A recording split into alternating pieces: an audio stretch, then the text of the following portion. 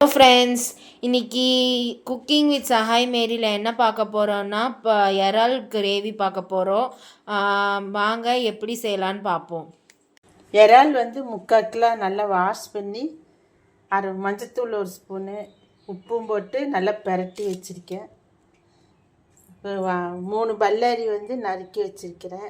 ஒரு பச்சை மிளகு, கொஞ்சம் கருவேப்பிலை தாளிக்கிறதுக்கு, தக்காளி 2 தக்காளி. வாங்க எப்படி செய்யலாம் பார்க்கலாம். இந்த மாதிரி ஃபேன் வச்சுக்குங்க. சூடானது ஒரு ஸ்பூனு சோம்பு போட்டு ஃப்ரை பண்ணிக்கோங்க. எண்ணெயில் சும்மா ஒரு 1/4 ஸ்பூன் ஊற்றி எண்ணெய் போது ரொம்ப ஊற்ற வேண்டாம். அதோட மல்லித்தூள் ஒரு 2 ஸ்பூன். இது கூட நல்லா ஃப்ரை பண்ணிக்கணும். மிளகாத்தூள் 1 ஸ்பூனு.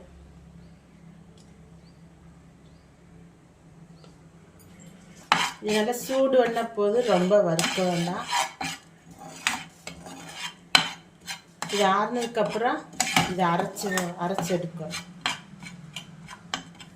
இந்த மாதிரி ஒரு குக்கரை வச்சுக்கோங்க. இது சூடானது ஒரு 2-4 ஸ்பூன் எண்ணெய் ஊற்றிக்குங்க. தேங்காய் எண்ணெய் ஊற்றுங்க, அப்போ தான் டேஸ்ட்டாக இருக்குது. ஸ்பூனு இது வச்சுட்டு வெங்காயம் போடணும். நறுக்கி வச்ச வெங்காயம் கருவேப்பிலை எல்லாம் போட்டுருங்க. போட்டு நல்லா வணக்கணும்.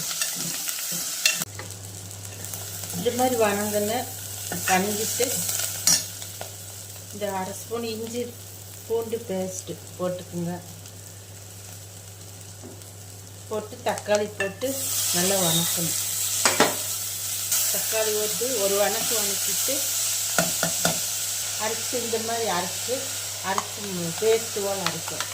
அதையும் இதில் போட்டு ஒரு இலக்கி வச்சுருங்க. இலக்கி இது போட்டு செம்மீனை இறால போட்டுருங்க. போட்டு ஒரு இலக்கி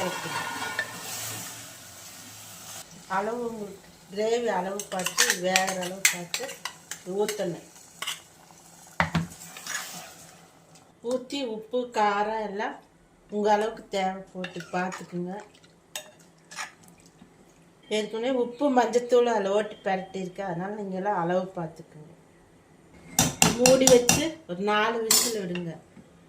இறால் வேகணுமில்ல, 4 விசில் விடுங்க.